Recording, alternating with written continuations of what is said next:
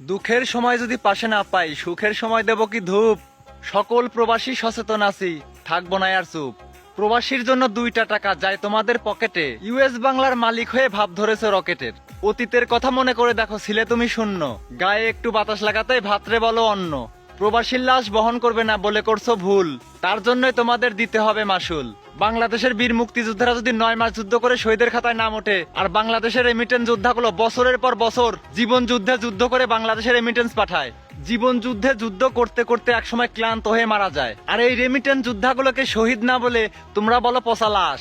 9 মাস যুদ্ধ করে যে সমস্ত শহীদরা মারা গেছে, প্রত্যেকটা প্রবাসী রেমিটেন্স যোদ্ধাগুলো তাদের থেকে কম না, আর তোমরা বলো সেই সমস্ত প্রবাসীর লাশগুলো তোমরা বহন করতে পারবা না। প্রবাসীর নিয়ে যাওয়া সাবান শ্যাম্পু গুলো তোমরা বহন করতে পারবা, কিন্তু প্রবাসীর লাশ বহন করতে পারবা না। আর তোমাদের সেই ইউএস বাংলা এয়ারলাইন্সে আমরা কি হিসু করতে যাব?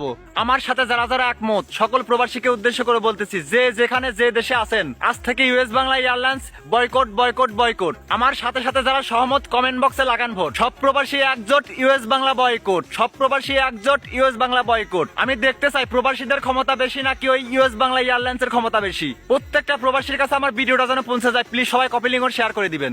আজ থেকে US Bangla boycott boycott boycott. সকল প্রবাসী আজ থেকে US Bangla boycott boycott boycott.